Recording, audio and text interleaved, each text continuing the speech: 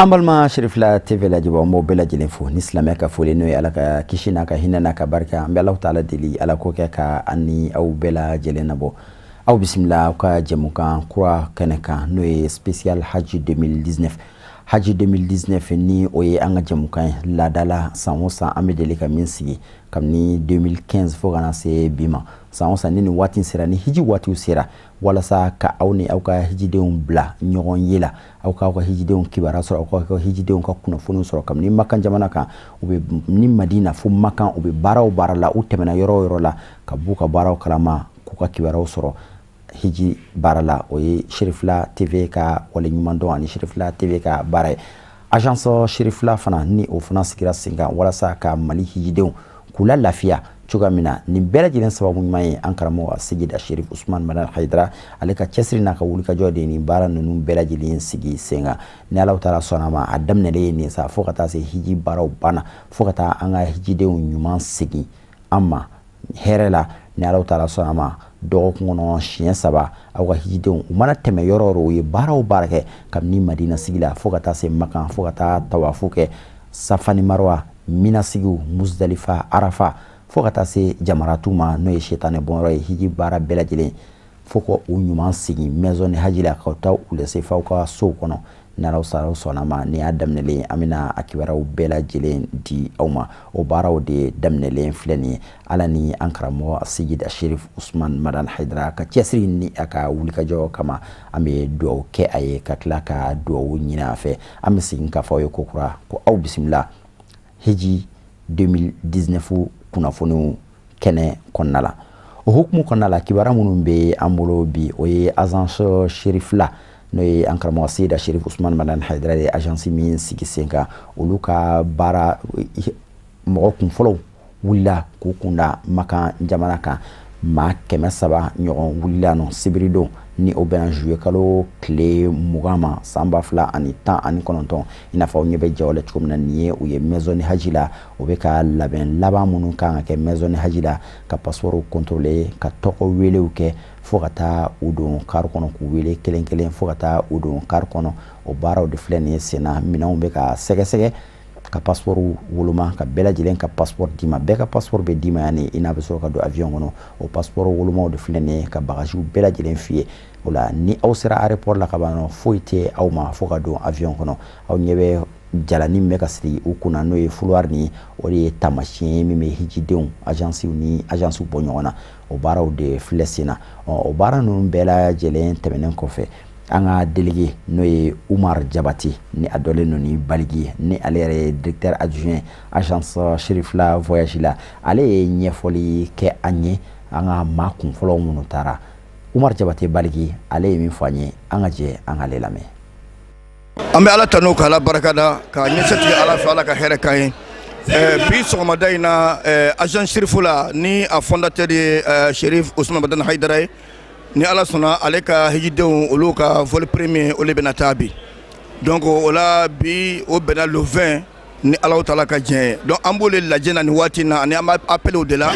k'a ɲini setigi ala fɛ taamadenw bɛ se ka bɔ yan cogo min na hɛrɛ la k'u se Madina hɛrɛ la yarabi ala k'o latigɛ an ye e ɲɛ bɛ o de jama na an filɛ ka appel daminɛ bɛɛ lajɛlen bɛ ka taa carré kɔnɔ yanni ka taa se 14h ma u bɛ wuli ka u kun da Madina kan bon ni ala sɔnna ma Sherifla taamadenw na mɔgɔ 300 ɲɔgɔn na an labɛnnen bɛ bi o de kama k'o labɔ ka taa Madina mɔgɔ 300 wa ni ala y'an dɛmɛ fana ka se le 22 ma an bɛ sɔn ka deuxième vol wuli k'o ɲɛsin Madina ma ni ala sɔnna troisième vol o bɛ bɛn le 24 ma ne yɛrɛ bɛ sɔrɔ ka da o kan ka taa n'olu ye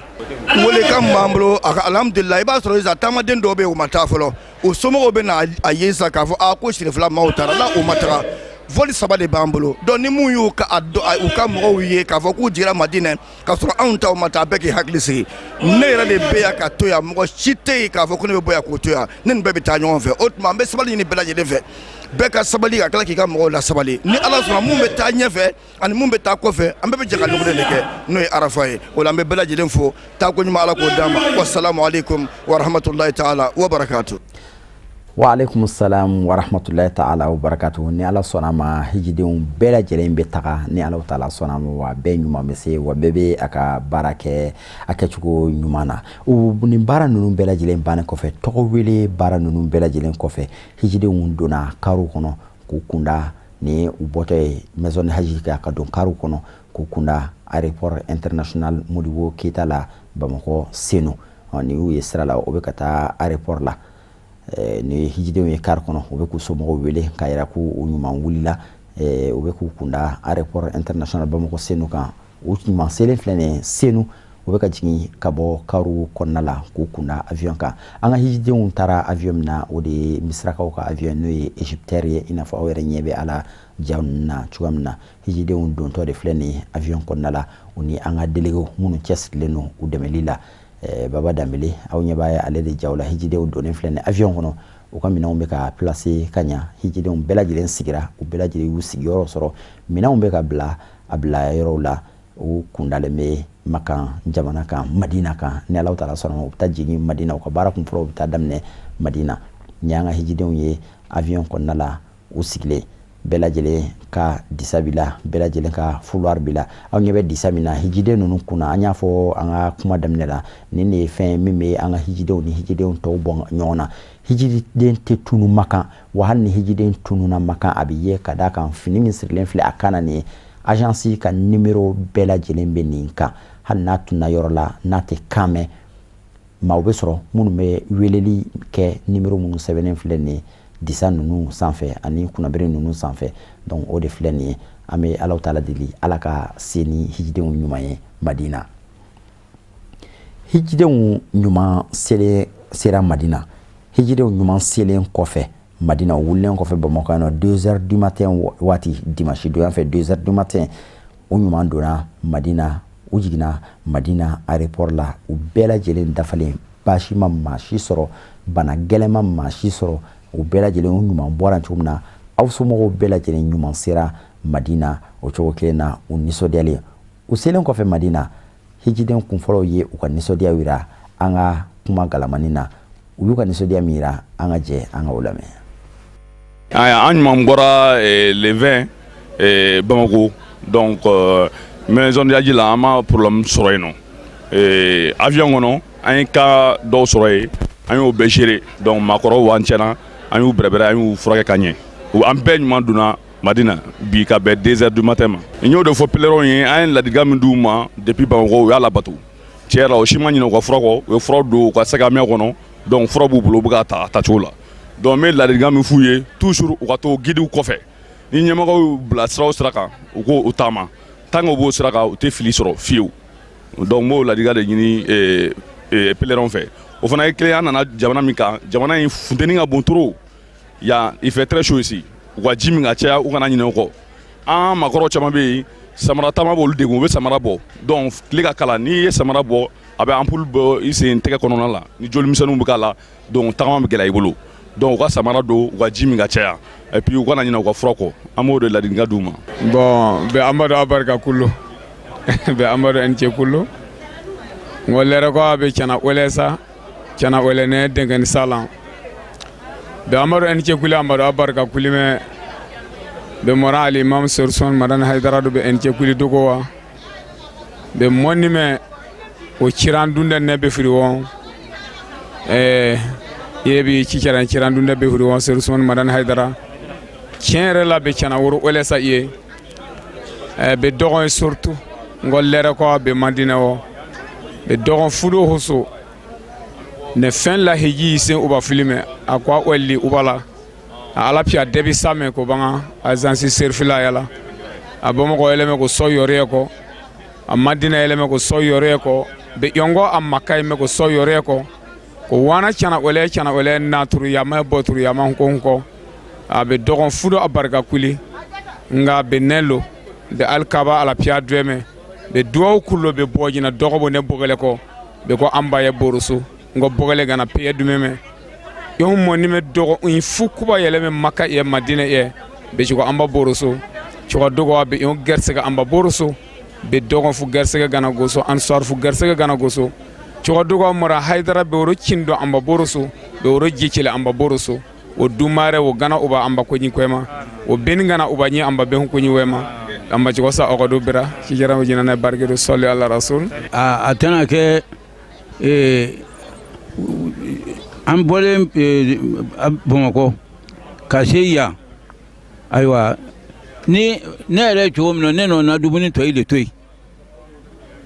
mais a kɛra k'a fɔ n'o sirifila tɔgɔ mɛn cɛkɔrɔba dɔ tun bɛ bunjali cɛkɔrɔbaw k'a fɔ n ɲɛna saru na sini ko ni n kɛra kabala hiji la ko n ka na bamakɔ ko n ka taa madani hayidara kabiyɔn kɔnɔ ɔ n'o kɛra a ka se ala fɛ degun min bɔra kɛ n kan k'o bɛɛ ban o kɛra an donna min kɛra sinankɛ don nin ka n'a sɔrɔ yen tɛna bagati la ni yen taara bifɛn na ni ne t'a lɔn n t'a ba lɔn n t'a fa lɔn ka hinana ten k'a lɔn k'a fɔ a cogo min na nin si kɔrɔbayalen n'an kɛ ala don nin bɛ kɛ n fa ye n ka ɲini ala fɛ yala bin tigɛla taa wɛrɛ kɛ ka si d'i ma ala m'o kɛra ka kɛnɛya d'i ma ala m'o kɛra i ka ne bonya yala bi ala k'i ni dɔgɔya n'o tɛ mɔgɔ min b'a sifira ko fɔ k'a dɔgɔya i ma don avion kɔnɔ de n'i donna avion kɔnɔ i yɛrɛ b'a dɔn ko min bɛ yen i ka mɛn kɛ fɛn min ka bon komi sama i bɛ dugawu k'a ye ko ala kɛ si sɔrɔ ala k'a bonya a bonyalen kɔrɔ don. an bɛ bɔ ka an karamɔgɔ fo k'a barikada n'o de ye usumani sherifu madani hayidara ye ale min sɔnna ka sira jɛlen yira anw na n'o o sababu de ye anw se yan bi an bɛ bɔ k'a fo a ka cɛsiri n'a ka wale ɲuman na k'a barikada ka tila ka dugawu kɛ a n'a ka denbaya bɛɛ lajɛlen sijan ni kɛnɛya ni labanko ɲuman ala k'o di an n'a ma an bɛ tila ka bɔ ka teleso baarakɛlaw agence baarakɛlaw k'aw bɛɛ fo k'aw barikada vraiment depuis an bɔra mali la ka se madina yan bi an ma gɛlɛya foyi de sɔrɔ an ye dumuni kɛ an ladonna ka ɲɛ an bɛrɛbɛrɛla ka ɲɛ fo ni mɔgɔ min ye nkalon tigɛ vraiment an b'aw fo k'aw barikada kosɛbɛ kosɛbɛ aw ka baara la hali bi ala ka cɛsiri nɔgɔya aw ye hali bi ala ka baara in taga ɲɛ ala k'aw sara kɛ arijinɛ firidawusi ye ala ko k'a ka alaya bonya kama kira bonya kama an karamɔgɔ bonya kama sɔli ala nabiyu. nisɔndiya min bɛ ne na bi ne tɛ se k'a fɔ k'a s'a dan na ne kɔni bɛ ala fo ka ala barikada ka n balimakɛ ɲuman fo min kɛra sababu ye ka ne jigi makan dugukolo kan bi ka na ne ɲɛ da arasulu dayɔrɔ kan ne bɛ ala fo ka ala barikada ka dugawu k'a ye sijan ani kɛnɛya ani labanko ɲuman alahu taala k'a da n'a ka denbaya ma a bɛ sira fɛn o fɛn ɲɛ tɔɔrɔ la ala k'a n'a ka denbaya kisi o ma a bɛ hɛrɛ o hɛrɛ ɲini diɲɛ ni hɛrɛ ani lahara hɛrɛ la ala k'a nɔgɔya a n'a ka denbaya an bɛ aw yɛrɛ baarakɛlaw fo k'a barikada aw ni timinadiya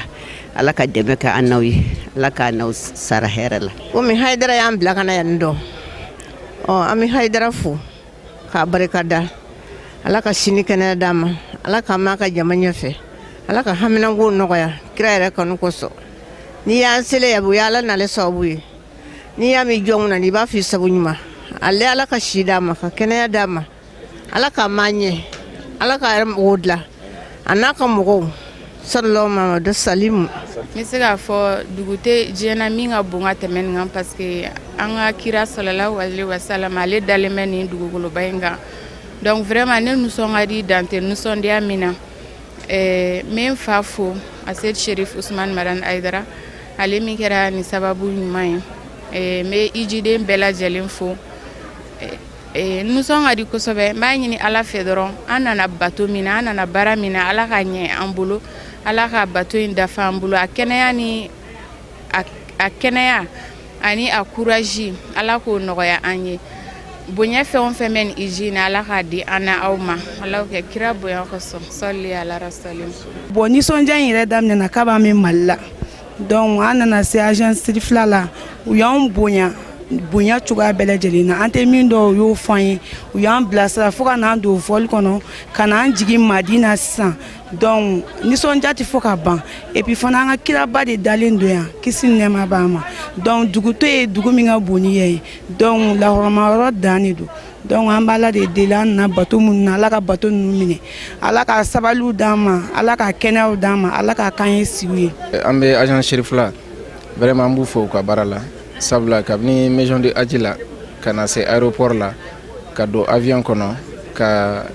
heure caman kɛ avion kɔnɔ sisan ka se madina ni hɛrɛ tɛ an ma foyi ye an nisɔndiyara sabula accueil ɲana an donna avion min fɛnɛ kɔnɔ basi ma mɔgɔ sɔrɔ o bonya segin an b'o segin an karamɔgɔ de fɛnɛ ma Ased Sherif Usman Madani Hayidara ale min ye agence nin bila sen kan dɔwɛrɛ tɛ ka se ka adamadenw lafiya iji hukumu kɔnɔna na o nisɔndiya an y'a ye musokɔrɔbaw cɛkɔrɔbaw denmisɛnninw kabini maison de aji la fo ka n'a yan bonya dɔrɔn de kɛra avion kɔnɔna na an haminako dɔgɔninw ani minnu bɛ kɛnɛ kan ala de b'a bɛɛ dɔn an bɛ ala deli ala ka se k'a bɛɛ nɔgɔya an ye an karamɔgɔ yɛrɛ an bɛ dugawu k'a ye sijan ani kɛnɛya ala k'o d'a ma a n'a ka denbaya ala ka lafiya di ala ka agence sherifula ala ka taa ɲɛfɛ ala ka kɛ diɲɛ bɛɛ agence ye ala ka kɛ o fɔlɔfɔlɔ ye ala k'o kɛ ala kira kosɔn ala k'o k'a bɔnnaw kama sallallahu rasulu n'ala sɔnna ma an filɛ nin madine aéroport de la i jidenw kɔni alhamdulilayi u tɛmɛna wulila ka bɔ bamako ka tɛmɛ kɛr fɛ ka sɔrɔ ka na u ɲuman sera an ma yan alhamdulilayi dati min fana fɔra an fɛ ala ye a ka dɛmɛ don a la égyptière wulila ni mɔgɔw ye o dati kelen na u ɲuman sera an ma yan ka bɛn le 21 ma le 21 septième mois 2019 ni ala sɔnna a ma sherifula ka convoi fɔlɔ don mɔgɔ min nana la o ye mɔgɔ 300 ye donc o mɔgɔ 300 la alhamdulilayi u bɛɛ lajɛlen sera a hɛrɛ la muso 112 o b'a la a tɔw olu ye cɛw ye o ye 160 86 ye donc alhamdulilayi an nana baarakɛlaw bɛ yan nɔ barisa sherifula baara labɛnw de b'a la anw ma 4 de nana ka na kunbɛli kɛ ne yɛrɛ Aliyu Sidibe ani Isa Hayidara ani Bala Jakite Musa Jakite ani n dɔgɔkɛ Jabate donc o fana na baara bɛ tila toujours anw bɛ kɛ aéroport la yan ka mɔgɔw kunbɛn Bala ale ni Isa Hayidara olu bɛ kɛ hôtel la ka mɔgɔw sigi barisa karew bɛ wuli ɲɔgɔn ye anw tɛ se ka to mɔgɔ kunbɛn la yan ka tila ka taa yen barisa kare kelen min mɔgɔ min ta o ye mɔgɔ 42 ye donc la a bɛ n'a fɔ kare bɛ se fɔ kare 7 ma ni kare min fara dɔrɔn pour que jidenw kana sɛgɛn teliya la o karew bɛ wuli ka taa ninnu b'u kunbɛn yen nɔ ka u bisimila ye ni ala sɔnna ma hali n'a taara a bɛ t'olu sɔrɔ mɔgɔ bisimila la yen nɔ alhamdulilayi u nana hɛrɛ la an bɛ foli kɛ taamadenw minnu bɛ kɔfɛ ka na ala k'a bɛɛ ɲuman se an ma an karamɔgɔ fana ale min ye baara nin don an senkɔrɔ n'o ye Seydi Sherif Usmane Madani Hayidara ala k'a m'an ye ala k'an yɛrɛ kɛ kɔmɔgɔ ɲuman ye ala ka na ni bɛɛ ye hɛrɛ la ka segin ni bɛɛ ye hɛrɛ la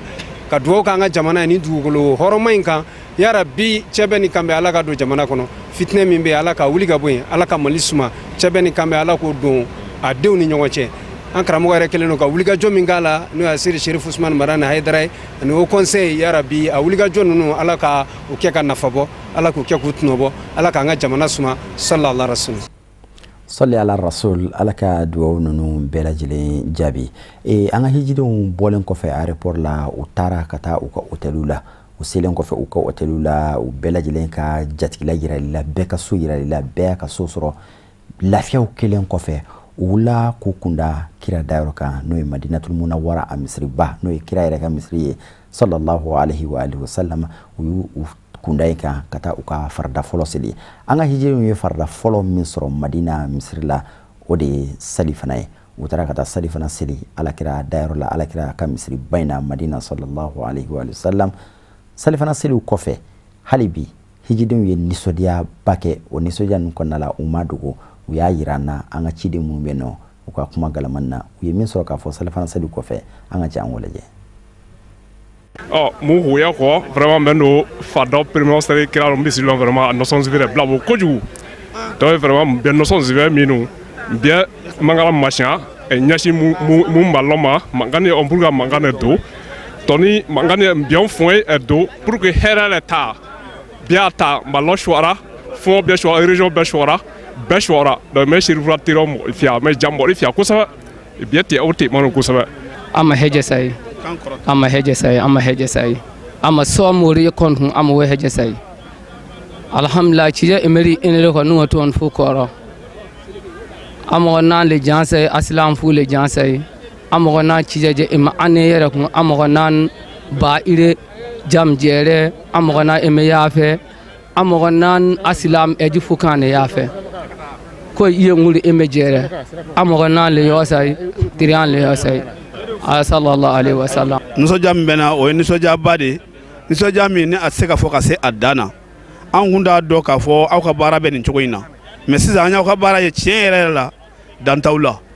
aw ka baara kɛcogo o ni anw yɛrɛ minɛcogo tiɲɛ yɛrɛ la an nisɔndiyara an ka nacogo in na misiri in na bi ni an ka farida fɔlɔ ye kira ka misiri la nka a kɛra an ma wasa ni nisɔndiya an ma gɛlɛya foyi sɔrɔ a la an b'aw fo k'aw barikada. nisɔndiya o ɲɛ nin ma ɲa ten nin y'a ni hijidimɛ pinike we nisɔndiya o ɲɛ ala kira muhamadu sallallahu alaihi wasallam we o nisɔndiya ma ɲa ten ni pa pani we ni bonya na bani we ni ayiwa karamana we nisɔndiya wa we ni y'o can yɛlɛni we pa jɛn an bɛ taa ɲa lazare waati na piyɔg lazare waati ni we pa jɛn an bɛ anya moni me mano sefano nasa apiwe besemba daluma pa alakra muhammad sallallahu alaihi wasallam wo mushrik boni we pa sefano sere we no so jawo nyewe besemba dani manyati ni hijidima besemba dani aniti shirifula pipa panoni no so jawo funge we no so jawe we pa shari na po barakada kondo hormak sol ala muhammadin mede yetta allah no fey ngari hande ko der madina gonden e jamani la allah sallallahu alaihi wasallam eden jetta allah eden jetta jinnabe en jetta barkin eden barkino bandira fof eden nyaago allah subhanahu wa taala be kebani arde be do be ya allah hokkube arde be eden nyaago allah subhanahu wa taala azan sirfila yo allah nawrdum yeso Cheikh Ousmane Madani Haydara yo allah de renmo yo allah dannumo yo allah dannumo fere añbe badido godditido yo allah humto haaji menen fof kala gondudo e sohla yo allah humto sohlaaji di eden nyaago allah subhanahu wa taala yo allah nawru diine o yeso yo allah uddita arsukaji allah addu cellal yo allah addu deejre eden nyaago subhanahu wa taala yo allah dandu en kata e kasara dande kala be julle en beltanima julbe fof kadi en duyima kadi en darde duwaw en denka allah kisal allah weli allah yo wona men wona kala bido assalamu alaikum rahmatullahi ta'ala wa barakatuh nous sommes déjà dans le balai kon ya yaro kon ya la derina amado amini soro ala le yo la tikambi ami duwa ka sirifike jamana mi ma albula ala ka jamana ko suma ala ka be kisini nyonyi an kon barika da nde wala buna forum na ala ka barika dura ala ka no ya baden silama be ala ka nam ko sita kumbana ala ko ka kala ya bunya kuso kada ba salmen kan ko so ka fo an da yoro ma ba sirifuni ali bi ala ka bolo me aka barala ala ka nyeta ka no ya yi ala ma no ya fen ala ka so man du bela jelema ala ka ke ala ku be wele so man mi ala bula ala ka no yo be an fen nana ala ka be ma se so ka ke ko man di be ma ti ba ko ko so an fen se mbora jamana wɛrɛ la Mali précisément kana hijina an y'a ɲini ala n'a ka ciba fɛ kisi ni nɛɛma b'a ye an ye dalen b'o min dayɔrɔ kan an y'a ɲini ala fɛ hiji bato kɛcogo ɲuman ala k'a nɔgɔya an bɛɛ lajɛlen n'an bɔra yan tugun ka segin an taayɔrɔw la an y'a ɲini ala fɛ a k'an fara a ka kunnandiya jɔnw kan a k'o k'a ka ciba sanuman in kama kisi ni nɛɛma b'a ye an n'an bɔnnaw bɛɛ ala k'a k'an hiji fɔlɔ ye ala kana k'an hiji laban ye ala ka segin n'an bɛɛ ɲuman ye an bɛɛ kalifalen don ala n'a ka ciba la an nana ka denbaya minnu to an kɔ an y'u fɛnɛ kalifa ala n'a ka ciba la kisi ni nɛɛma b'a ye sallallahu alaihi wasallam ala k'an bɛɛ kisi ala ka basigi nati Mali kɔnɔ Mali balawu a gindo bɛ yɔrɔ min an t'a dɔn an y'a ɲini ala n'a ka ciba sanuman in fɛ ala k'a kɛ ni misiri sanuman in kama a k'an ka jamana suma nisɔndiya min bɛ ne la fardas nisɔndiya min bɛ ne la ganakala bi fardasɛli la o ye nisɔndiya min ye tellement ala ye ne ta ka na ne se an kuntigi ka misiri kɔnɔ misiriba nin kɔnɔ ka ne seli o la ne bɛ ala fo k'a barika da a nafolo bɔla minnu kun ala fana ka hɛrɛ ni bande k'u bɛɲɛ ala ka kita ala fana k'u bɛnna u se jɔ yɔrɔ la silama fɛn o fɛ ala k'an ka jamana suma k'an ka dulu suma ala k'a yɛrɛ lu dɛmɛ. Ni wagati na an bɛ Medinatul Munawwara ala kira ka dugu la ziyara senfɛ n'o ye hiji ziyara ye Madinɛ agent Sherifula ka hijidon a ka convoi fɔlɔ n'o wulila Bamako le 20 juillet 2019 la o tuma na ka na don Médine kɔnɔna na ka kɛ ni 2h du matin wagati ye o tuma na o ka sɔrɔ ka sɛnsɛn ne ka taa jatigila la an jiginnen bɛ yɔrɔ min na sisan o ye Zahidiya ye o bɛ a ka hôtel wele k'a fɔ ko Wardato Saïd ka ɲɛsin u ka gouvernorat ma n'o ye Wardato Saïd ka ɲɛsin a mara ma Sherifula ale jigiyɔrɔ ye yen de ɲina i n'a fɔ salon a jiginna o yɔrɔ kelen de fana na alhamdulillah jidenw kɔni u caman jiginna o jigiyɔrɔw la ka bisimilali kɛ cɛw bilala u ka fanw na musow bilala u ka fanw na o baara bɛɛ lajɛlen kɔfɛ an sɔrɔla ka sɛnsɛn ka na ni hijidenw ye bi dimanche donya in na ka bɛn ni juillet kalo ale tile 21 ye olu filɛ ka n'u ka farda fɔlɔ seli ka kɛ ni seli fana ye o tuma na seli fana seli de bɔra ka seli an fɛ sisan ni waati na an bɛna an kunda an ka jatigila la an bɛ dugawu kɛ k'a fɔ alhamdulillah rabbil alamina k'a fɔ an karamɔgɔ la Cheikh Ousmane Madani Haydara ale mɛ hijiden ninnu kalifa ala la depuis bɔyɔrɔ la k'a fɔ ko ala ye a ka kalifa minɛ hijiden bɛɛ lajɛlen dafalen sera a bɛɛ lajɛlen wulila cogo min na alhamdulillah a bɛɛ lajɛlen donna Madinɛ wa a bɛɛ lajɛlen fana filɛ ka seli farda fana sɔrɔ ɲɔgɔn fɛ an bɛ ala tanu k'a fɔ hijidenw bɛɛ lajɛlen somɔgɔw fana ye k'a fɔ a baw ani a faw minnu kalifa bɛ an na k'a fɔ alhamdulilahi rabbil alamina ala ta kɔfɛ basi tɛ mɔgɔ si la an n'u bɛ ka baaraw kɛ wa nin ye baaraw daminɛ ka dugawu ɲini aw fana fɛ ko ala k'a timɛ nɔgɔya ani aw bɛɛ lajɛlen. Sherif an bɛ dugawu kɛ baaraw daminɛra hɛrɛ la cogo min na ala ka baaraw kuncɛ hɛrɛ la o cogo kelen na. Mali ye siya caman de Mali ye kan caman de o kama aw bɛ kan caman mɛnna a la an y'a laɲini nin cogo in na bɛɛ lajɛlen k'i to i sigiyɔrɔ la k'i ka hijiden kibaruya mɛn kaana e yɛrɛ bɛ kan min mɛn kaana e yɛrɛ bɛ kan min faamu o kama kan bɛɛ siya fɛn fɛn tagara a siya bɛɛ bɛ kuma a yɛrɛ ka kan na walasa a somɔgɔw bɛ se ka kibaruya sɔrɔ lafiya la cogo min na. Madina sigi la fusamatiya belebele ye o ye alakira yɛrɛ y'o fɔ an ɲɛna k'a fɔ ko ni maa min ye farida 40 sɔrɔ ale ka misiri la alakira ye fusamatiya ba fɔ o la o kama o bɛ taa ka taa o farida 40 ka taa dɔgɔkun kelen tile 8 ɲɔgɔn kɛ Madina kɔnɔna la walasa ka farida 40 sɔrɔ o misiri la. Salifana seliw tɛmɛnen kɔfɛ an nalen so kana lafiya kɛ an seginna ka taa lansara fana seli kira ka misiri kelen na sallallahu alaihi wa sallam. Lansara seliw fana tɛmɛlen kɔfɛ hali bi an y'an ka kuma galamani denw an ka hijiden wɛrɛw fana na minnu fana y'u ka nisɔndiya yira an na lansara seliw kɔfɛ olu fana ye min sɔrɔ k'a fɔ an ye an ka jɛ an ka olu fana lamɛn. Alhamdulillah an b'a latanu ala barikada an ɲuman bɔra Bamakɔ an ɲuman donna Medina awɔ an b'a ɲini ala fɛ baara tɔ ala k'a nɔgɔya an bolo an bɛ cogo min na sisan kɔni a ka ɲi lɛ tile kɔni o kɔni kɛ m'an na fɔlɔ ka komi an bɛ deli tile min na ba an m'o tile de fɔra sisan mɛ dɔɔni don a bɛ jɔ an farikolo la an bɛ dugawu kɛ ala ka to bon n bɛ bɛɛ lajɛlen fo ala m'a nɔgɔya maa mun ye ala k'a nɔgɔya u ye mun b'an kɔfɛ an bɛ dugawu k'u ye ala ka kɛnɛyaw di surtout an karamɔgɔ yɛrɛ Sherif Usmani Madani Hayidara an bɛ dugawu k'a ye ala ka kɛnɛya d'a ma ala ka kɛnɛya d'a ma ala ka si d'a ma ala ka don an na jugu bɛɛ lajɛlen cɛ ala k'e jugu sara ala k'e jugu b'an na ala k'o k'a kalaya bonya kama kira kan kosɔn sallallahu alaihi wa sallam. Alhamdulillahi rabbil alamin suma salatu wa salam ala sayyidil ars. An bɛ ala fo ka ala barika da ka yɔrɔ baarakɛlaw fo ka sababu ɲuman fo donc tiɲɛ yɛrɛ yɛrɛ la an tɛ se ka tɛmɛ nin kan an kɔni an bɛ da yɔrɔ min na an tɛ se ka da o yɔrɔ la an ka so an bɛ min min yan an t'o sɔrɔ so tiɲɛ na an bɛ lafiya bɛɛ lajɛlen na an tɛ tɛmɛ nin kan an kɔni an b'aw fo k'aw barika da k'aw wale ɲuman dɔn tiɲɛ na hali ni dɔ farala an ka musakaw kan o de ka d'an ye n'o tɛ a ye min minɛ na o ka dɔgɔ an na an bɛ dugawu de kɛ k'a fɔ de ala k'an ɲuman segin ka welew bɛɛ lajɛlen jaabi ka taa seko yɛrɛ ɲuman sɔrɔ ale min ye nin bɛɛ lajɛlen sababu ye k'a fɔ ka barika da k'a d'a ka denbaya bɛɛ lajɛlen fo ala ma an taar'u ɲuman sɔrɔ a bɛ min hami n'an ye rabi ala ma an n'a kisi o ma a bɛ min jɔrɔ n'an ye rabi ala ka n'a bɛɛ lajɛlen kisi o ma a bɛ min ɲini ala fɛ an yɔrɔ n'a ka denbaya ala k'o k'an ye a k'o kɛ sirifukɛ yɛrɛ dusukun kama a n'a nɔw kama ni bidenw barika ye sɔli ala rasul. Alhamdulillah alhamdulillah an b'a la tando k'ala barika da k'an ka ɲɛmɔgɔbaw tando minnu bɛ Bamakɔ n'o ye Hayidara yɛrɛ ye k'a ka cidenw bɛɛ tando ka barika da u ye minnu nana n'an ye k'olu tando ka barika da u ye an minɛ ko ɲalen don alhamdulillah baara taabolo ka ɲi a daminɛ ka ɲi an bɛ dugawu kɛ yarabi ala k'a laban fana ɲa an bɛ lafiya kɔnɔ degun t'an kan alhamdulillah siyɔrɔ ka ɲi entretien bɛɛ ka ɲi selijita yɔrɔ ka ɲi an yɛrɛ nakun ye bato min alhamdulillah an bɛ k'o ɲuman sɔrɔ k'o kɛ donc an bɛ dugawu kɛ ɲɛmɔgɔw ye yarabi ala k'an n'u dɛmɛ yarabi ala k'an n'u dɛmɛ bato ni a kɛnɛya farikolo la ala k'a nɔgɔya an ye an bɛɛ lajɛlen jida ta o Madinɛ ta o Magan ta o ala k'a bɛɛ nɔgɔya an ye an ɲuman bɔra denbaya kɔrɔ cogo min na ala k'an ɲuman sigi ka taa an ka denbaya ɲuman sɔrɔ vraiment an bɛ foli di ɲɛmɔgɔw ma yarabi u ni ce u yɛrɛ ye an ɲuman bɔra Bamakɔ k'an ɲuman don Madinɛ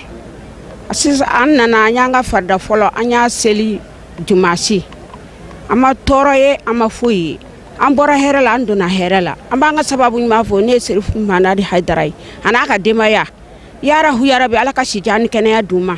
an ka hiji sababu bɔra minnu na n'olu y'a nafolo bɔ ala ka barika d'u ka nafolo la ala ka n'a ban fiyewu yarabi ala ka fɛn b'u la min ka sɔn olu ye. An bɛ min fɔ fɔlɔ o ye sababu ɲuman ye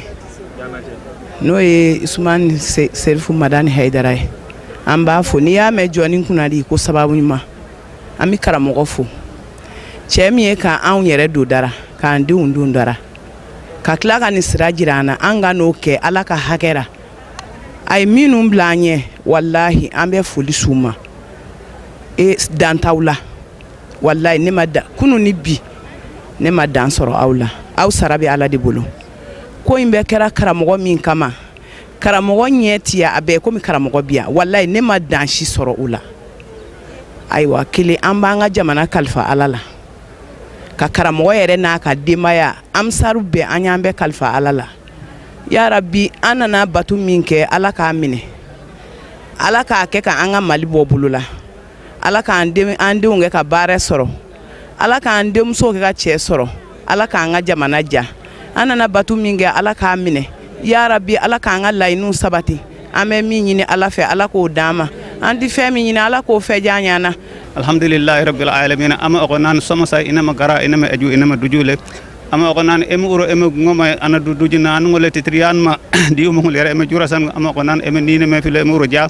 ama ogonan sabab kanama emu jesam ama ogonan ko baraji biro ama ogonan be jawde le barke kuno ama ogonan dumna eju ko emu do ama ogonan emu jubahi kuna ciene ama ogonan balaw ko kuna ngoti ama ogonan gine eju emu kana ama ogonan kafana dakasa ko emu o ama ogonan emu dumna ciene mo titriyan ma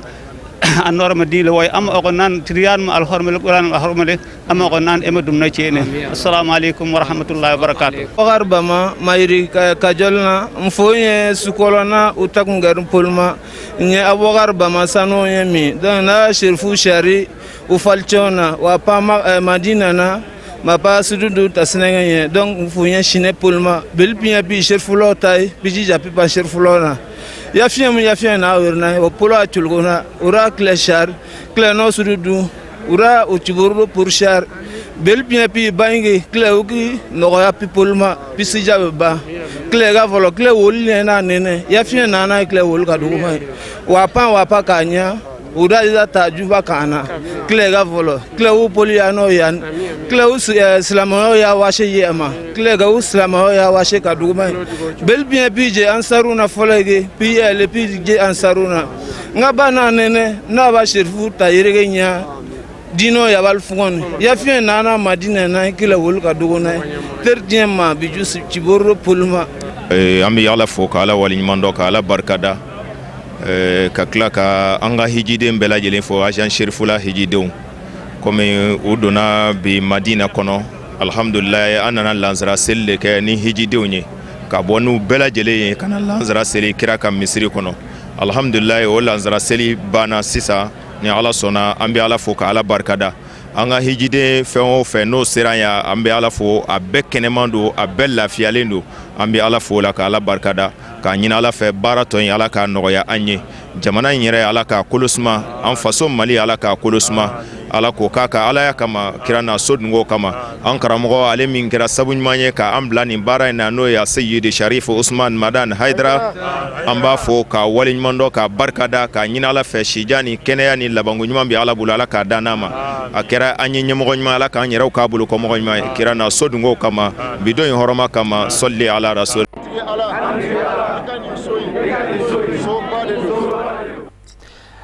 Image du jour n'o ye an ye ja kɛrɛnkɛrɛnnen min sɔrɔ ye nin fana ye ko kura ye an ka ɲinan ta kɔnɔna la don o don an bɛ ja kura dɔ ta ja min ni an bɛ a yira la bi an ye ja min sugandi o ye aw ɲɛ bɛ misiriba min na tan ni ni alakira Muhammad sallallahu alaihi wa sallama ka misiri ye ni ni Madina misiriba ye maaw bɛ taa misiri min nɔfɛ Madina o de ye ni aw ɲɛ bɛ an ka hijidenw bɔtɔla ni ye a sufɛjaw ye misiri ye misiri cɛ ɲumanba ye baaraw kɛra misiri na kosɛbɛ o misiri belebele fana don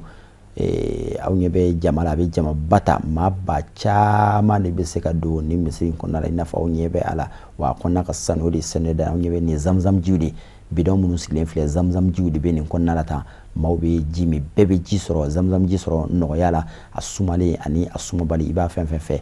zamzam jiw de filɛ nin zamzam ji min ni ala ye barika don a la nin sigilen bɛ misiri fan bɛɛ lajɛlen na maa si ni maa si tɛ girin nin nɔfɛ aw ɲɛ bɛ misiri nacogo na i n'a fɔ an y'a fɔ a kɔnɔna cɛ ka ɲi a kɔnɔna masirilen don alakira Muhammad sallallahu alaihi wa sallam ale de ni misiri ba in jɔ an ye barika bɛ ala ka seli ni misiri kɔnɔ ni misiri farida kelen seli ani misiri tɔw farida ba kelen de ye kelen maa min ye farida kelen salifana kelen ni misiri kɔnɔ ani misiri tɔw salifana ba kelen de baraji kelen ala kana a kunbato maa si ma wa alakira Muhammad yɛrɛ sallallahu alaihi wa sallam ale yɛrɛ fana dalen don ni misiri ba in kɔnɔna la a dayɔrɔ laban n'o ye a ka kaburu ye ani a ka sahaba fila olu dalen don ni misiri ba in kɔnɔna la an bɛ Alahu taala deli ala kana a to an si ma kunbala hijidenw mana taa u bɛ fɔlɔ misiri yɔrɔ min na o de ye Madina ye o misiri de filɛ nin ye aw ɲɛ bɛ o de la an bɛ Alahu taala deli ala kana a to maa si ma kumpala ala ka ni yira silamɛ bɛɛ lajɛlen na. Nin de rubrique nin de image du jour i n'a fɔ an y'a fɔ cogo min na ɲina an ye yɛlɛmaba don an ka baaraw la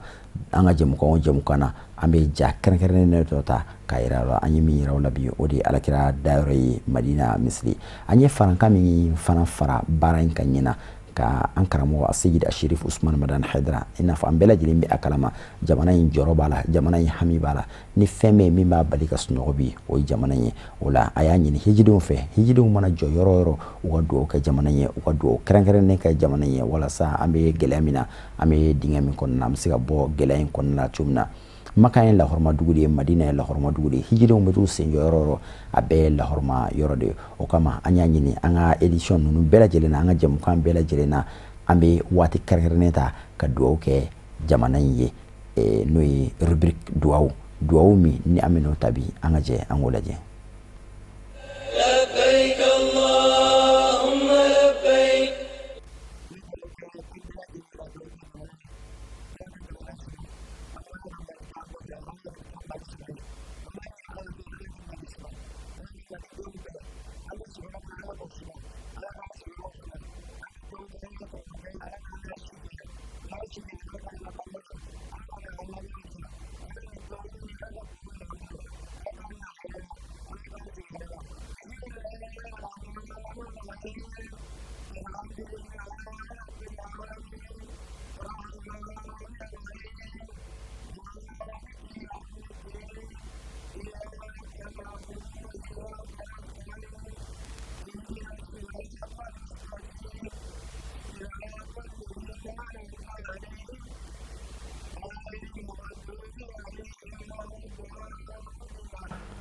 An bɛ Alahu Taala deli fatiya min talen filɛ dugawu minnu kelen filɛ Ala ka kɛ o fatiya kama Ala ka kɛ nin jɔyɔrɔ sanuma ninnu kama n'o ye kira ka misiri ye a ka nin dugawu in kɛ nɛɛma ye k'a kɛ hinɛ ye ka don an ka jamana kɔnɔna la gɛlɛya min bɛ an ka jamana ye ani dafɛ jamanaw bɛɛ lajɛlen na ani silamɛ jamanaw bɛɛ lajɛlen na Ala ka a bɛɛ lajɛlen wuli an bɛ aw kunnafoni k'a fɔ ko nin jɛmukan ye nin y'a siɲɛ fɔlɔ ye ni Alahu Taala sɔnna ma ntɛnɛn o ntɛnɛn ani araba ani sibiridonw fɛ ni an ka bamanankan kunnafoniw banna aw bɛ aw ka hiji kunnafoniw sɔrɔ nin bɛɛ sababu ɲuman ye an karamɔgɔ Seyid Sherif Usman Madan Haidara ale ka cɛsiri ni a ka wulikajɔ de ye a yira an na k'a fɔ ko an ka nin baara in kɛ walasa aw n'aw ka hijidenw kana fama ɲɔgɔn ma aw k'aw ka hijidenw kibaruyaw sɔrɔ k'aw to aw siginɔ la hiji baaraw bɛ se ka nɔgɔya cogo min na an bɛ Alahu Taala deli sijan kɛnɛya ani labanko ɲuman Ala k'o di ani an karamɔgɔ ma a bɛ fɛ jamana in ka taa basigi min ka na jamana kɔnɔ a bɛ fɛ ka jamana in nata cogo min na hɛrɛ la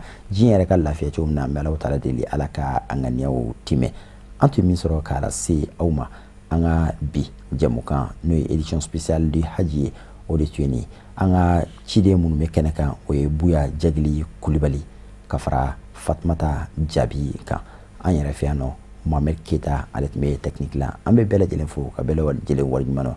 Ala ka sigida nataw jira ani aw bɛɛ lajɛlen na wassalamu alaikum warahmatullahi ta'ala wa barakatuhu.